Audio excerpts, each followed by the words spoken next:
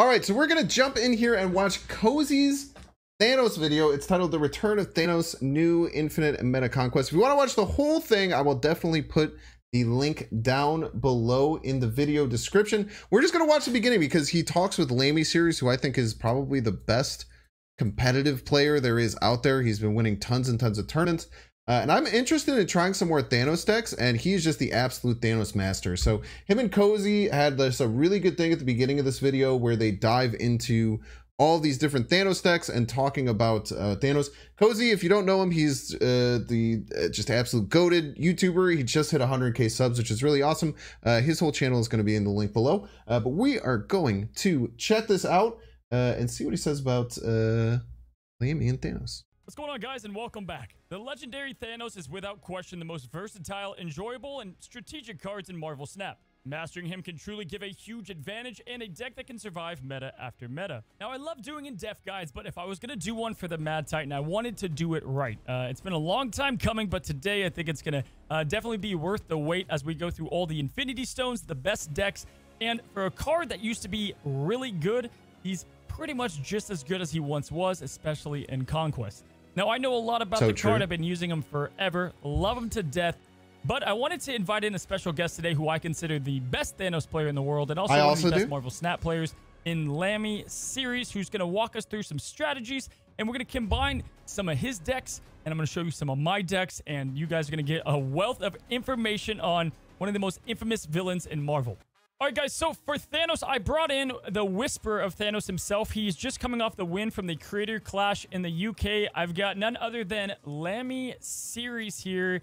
And, man, it's good to finally have you. I love Thanos, but I don't know any... Look at Lamby flexing. Look at Lamby flex here. I think I'll go in the top right. This is probably better. Let me get a little smaller, too. Look at Lamby flexing the trophy, man.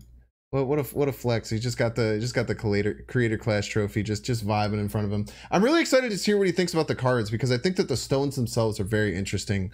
Breaking down the different stones was what I was most interested in watching this video. Anyone who loves him more than yourself. Yeah, I really love the card. Like I've been playing Thanos for a good, like, what, 3 to 4 months, and I feel like it's the one archetype in the game that I can never get bored of. There is always something you can do with Thanos, right? Whether it be lockjaw, lockdown, ongoing, so many things. Yeah, dude, he's got, you know, I think in Conquest especially, like the stones and the utility behind those, man, it gives you so many outs, and you have a lot of ways to beat a lot of decks. And then also, you know, we'll talk about the decks here in a bit, but I feel like your opponent is always on their toes. They don't know exactly which Thanos build you're playing, right? That's kind of an advantage. When I play against it in, like, Conquest, I always find it difficult to snap turn 1 or, like, round 1 or round 2 because there is so many variations, right? Like you said, like, do I need to beat the Professor X from the lockdown? Do I need to beat Dinosaur from a lockjaw roll? There's too many things to play around because there's too many versions of Thanos out there. Awesome. So what I thought we would do, guys, is we're going to break down all the stones,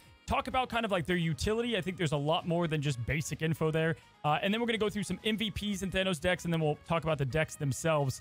And you know what? We'll go one at a time here through the stones and kind of get your opinion. I guess first off, just naming them in order, tell me best to worst the stones in your opinion. The first stone, my favorite, Mind Stone. It's my favorite stone. Not because like it's like the most... Mind Stone is the best. Whoa! Mind Stone is the best stone. Mind Stone is the best stone. I guess that makes sense, especially early. That's really interesting. Ever, but like Mind Stone lets you draw the other stones. It opens up your possibilities of your deck, thins your deck. That's really cool. Every time you have Mind Stone, I think people have watched my stream and talked to me before. I always say, if you got Mind Stone, you really need to consider snapping because it opens up all the possibilities in your deck. So number 1, Mind Stone for sure. Snap on turn. That's such a hot take, and I love it right off the rip because I think most people would have thought Mind Stone's the worst in the deck. Because it doesn't do... Yeah, you know what's funny is the worst part of... Not the worst, but one of the worst pieces with Thanos is how big your deck is. And yeah, you immediately take... You just cut it. You cut it just completely, and you get that utility. So that's very interesting. What's number 2? So number 2 is Time Stone. Oh, Time Stone's so good. Single-handed... Dude, this is... I said Time Stone was the best from when Thanos was originally shown. Because it's the one-cost Psylocke that draws a card. It's crazy. I've always said that I think the Time Stone, personally, I think is the best. But the Mind Stone makes a lot of sense. Maybe originally Space Stone was a little bit better. But even back when Space Stone, before it was changed... Outside, I guess all the best Thanos decks are Lockjaw decks.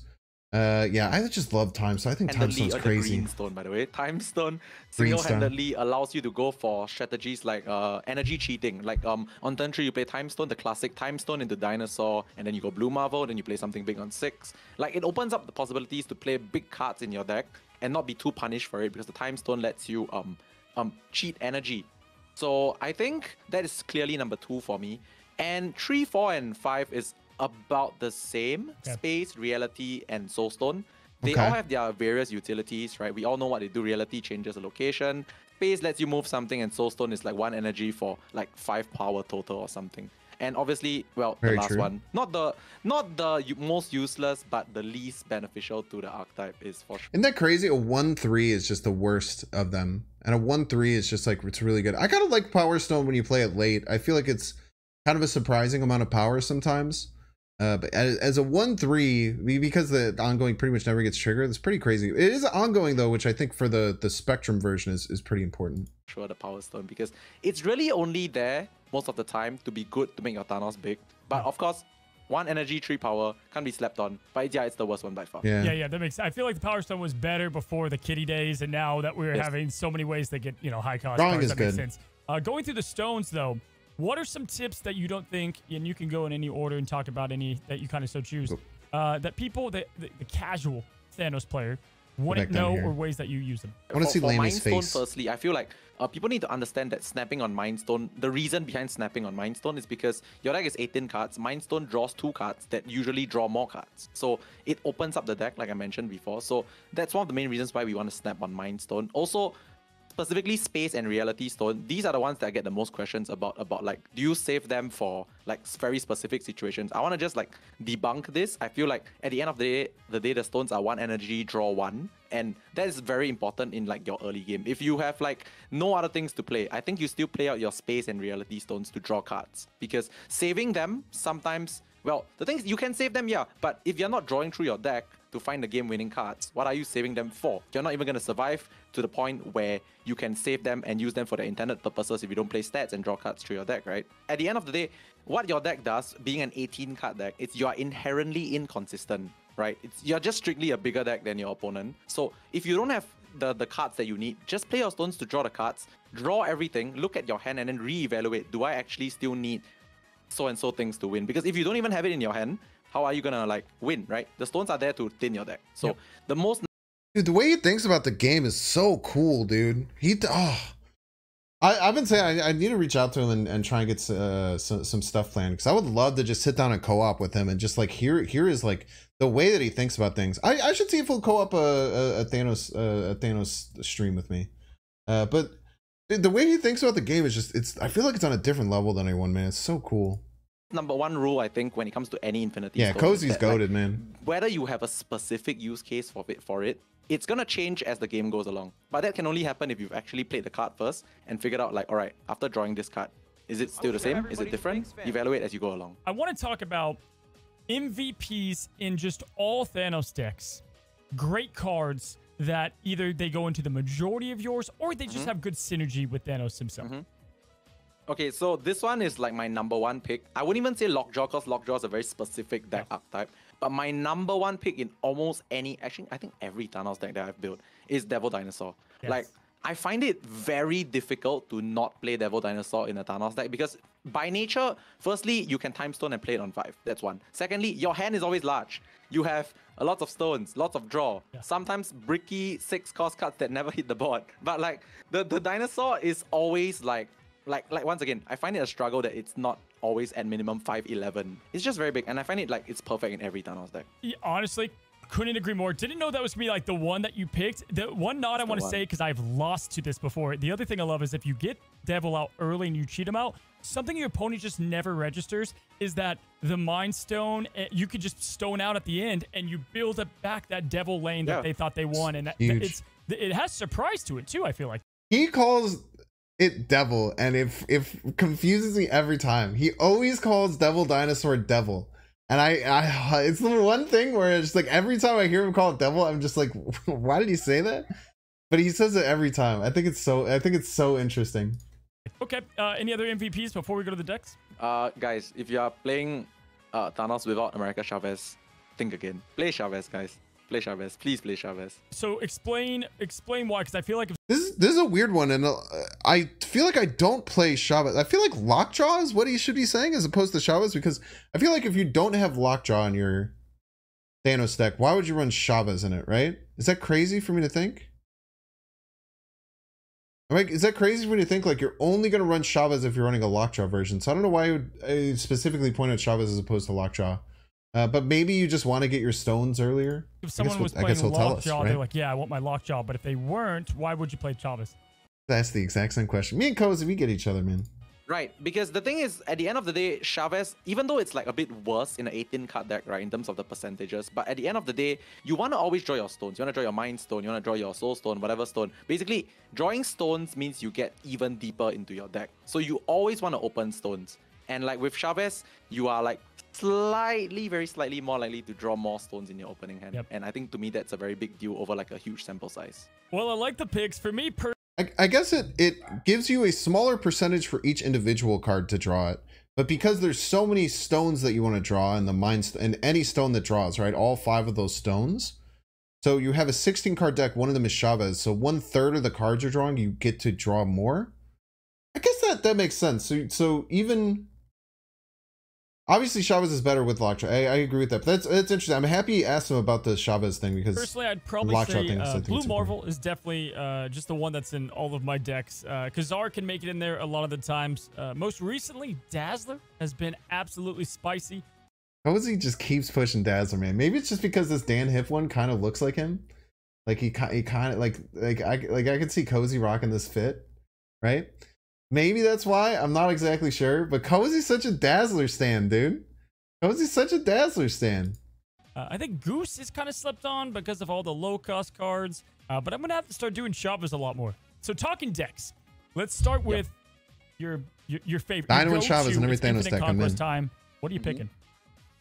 Currently, if I were to play Thanos right now, I would be going for a Thanos lockdown strategy, actually. Okay. Basically, hinges on the power of Professor X, Spider-Man. Yeah, so basically what we want to do with Thanos Lockdown is, because it's really it's really a time stone kind of game, whereby you could use time stone for a slightly earlier Professor X, like a turn 4 Professor X. And then what you do with the other lanes is you solo the lanes with like a big guy, like a dinosaur, sometimes reverse solo with Valkyrie, Shang-Chi, like, you know, that kind of thing. Okay, yeah. This one's spicy. I like it a lot. People have Valkyrie, and there's a lot in their kind of control build, so I like to see this version. And it's a lot like my ongoing one, except the Doom, which I like that's in there even post-nerf.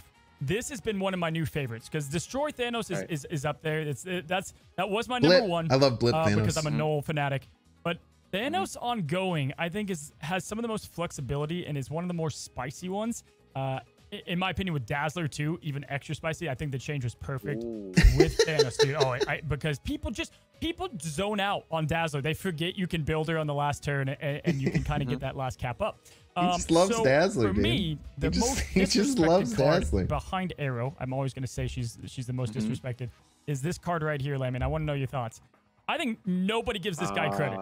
Onslaught. Okay, so recently I've been playing quite a bit of Patriot, and I realized Onslaught is insane. Like, it's so strong. Yeah, I think it's really good. Like, if you're talking about Thanos ongoing specifically, I'm gonna assume that there's like things like Blue Marvel, sometimes maybe Iron Man. Like, Onslaught scales super hard. Like, I don't even know if you are playing it in a Lockjaw deck or not, but like Onslaught, when I used to play Thanos ongoing with Lockjaw, and it scales super high, right? Like, if you get a early Onslaught off of a Lockjaw, that lane is never safe for your opponent. It's just not. So the reason I switched to Thanos ongoing after playing Destroy for a long time was I felt like with this given meta too, so Onslaught solves answers for either wide or tall. So if you have Kazar Blue Marvel, you have the stones, boom, you go wide, you can win. Or my favorite is, you know the Hulk's coming. Guess what the Hulk can't beat, you know? Devil Dino Onslaught is filthy power. Even Onslaught Iron Man is 28. That beats a Hulk as well. Yeah, so. yeah. And the best part behind him is he's 7 power. Perfect build. Kind of wish he was 8, but it would probably be too much. But I think he's just a cube stealer. I think that's why I like him. I think people just don't expect that.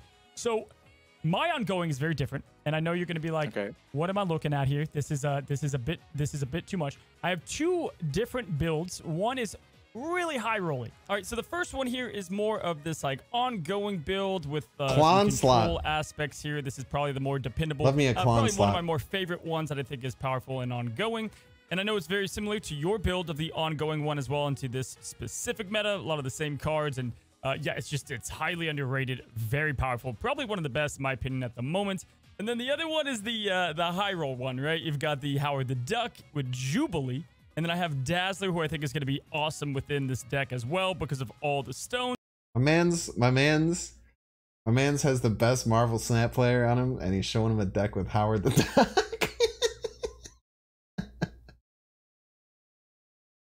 He's showing him a deck with Howard the Duck, man. And then Iron Lad. I'm sorry, Cozy. I'm sorry, dude. You get to see non-target.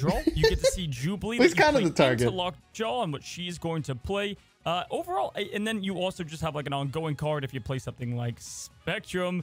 So yeah, what are your thoughts on? I know you probably like the ongoing one. He's gonna dude. You know he's gonna trash. I hope he trashes Howard. But what is your thoughts of the high roll one? Okay, the funny thing is, okay, let's address the Iron Lad first. Okay.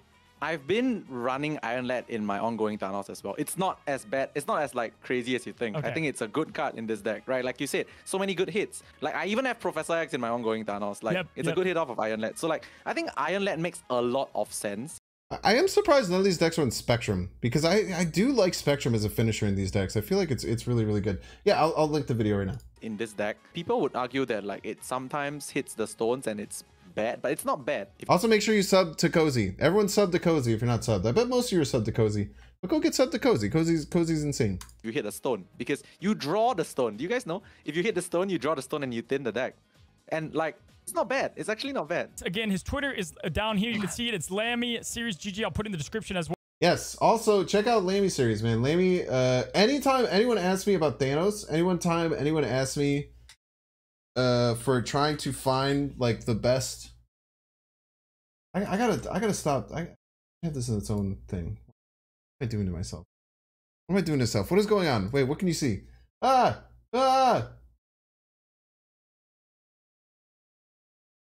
Oh no, I'm messing everything up.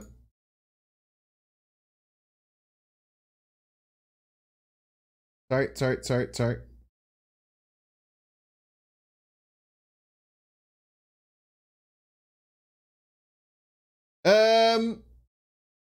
Anyway, LambySeries' stuff is going to be in the description as well. Definitely check out LambySeries. Super awesome dude. And then we're gonna yeah. So that's kind of what I wanted to touch on with that. I think that let me see if I can reset.